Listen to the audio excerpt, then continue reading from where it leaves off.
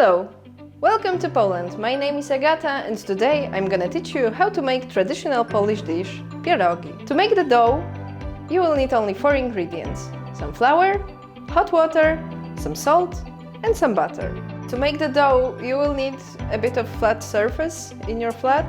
I have a board like this, which is wooden board. And to make the dough, you have to put the flour in the middle.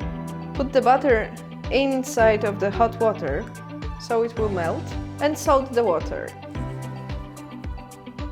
The easiest way to do it is to make a hole in the flour and slowly pour the liquid inside. And just sprinkle it with the flour. Pierogi is a traditional Polish dish, but it doesn't originate from Poland. Actually, it comes from China, from where it went through Russia, Eastern Europe, even to Italy, when you have ravioli and tortellini. When the dough is ready, it needs to rest. Just place it on the board, take a bowl, take a really hot water to make the bowl warm. When the bowl is warm, just place it over the dough to let it rest and let the gluten work. When the dough is resting, now it's time to make the filling.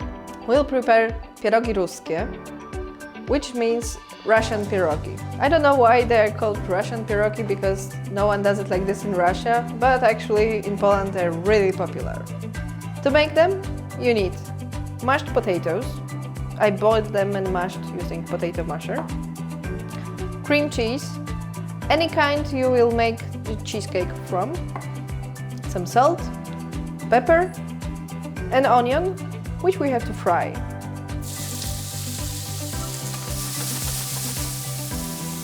Now we have to mix all the ingredients in the bowl. You need around equal parts of boiled potatoes and cream cheese and a lot of fried onion. I'm a big fan of onions, and the more you have, the better the pierogi will be.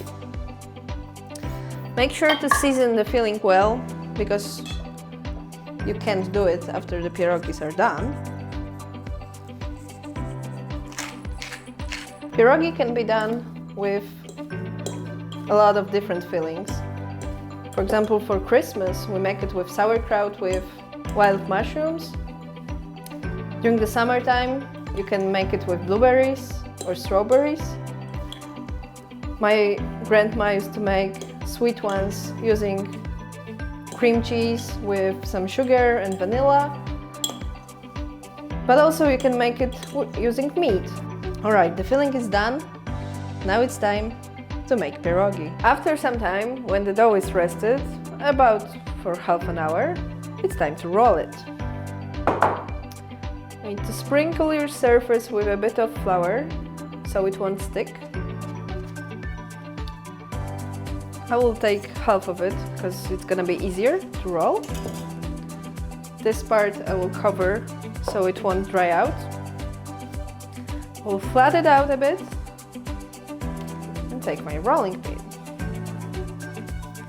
Some flour in the rolling pin and let's roll. It needs to be quite flat and quite thin, I would say, but not too thin, because otherwise it's gonna break during the cooking.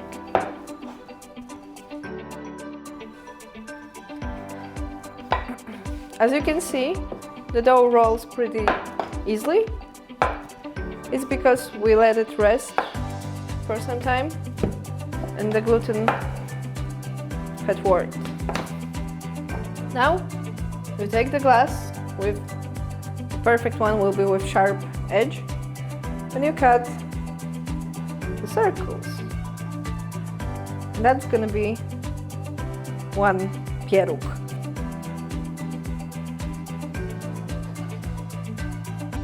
When you have circles like that of dough, You take the filling, just a little bit of it,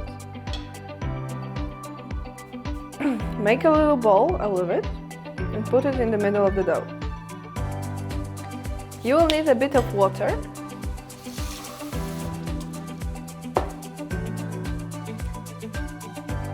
And you just take one of your fingers, put it in water, and place it on half of the dough. Then do something like a pocket or like a taco maybe, and start putting it together. Start from the middle, then take it to the other side and do exactly the same thing.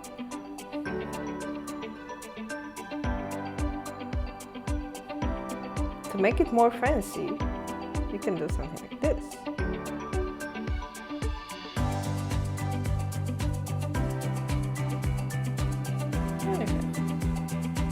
Alright, my pierogi are ready and now it's time to cook them. To cook them, you will just need a pot filled with boiling water and some salt.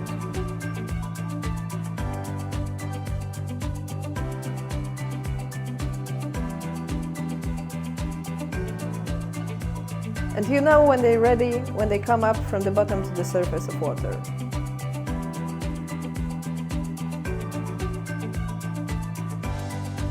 Now they are ready to be served. You can serve them with sour cream, fried bacon, or even fried onion. I prefer the one with sour cream. I know people who eat them with ketchup, but I wouldn't recommend it. This is a perfect vegetarian dish, national Polish dish, and bon appetit!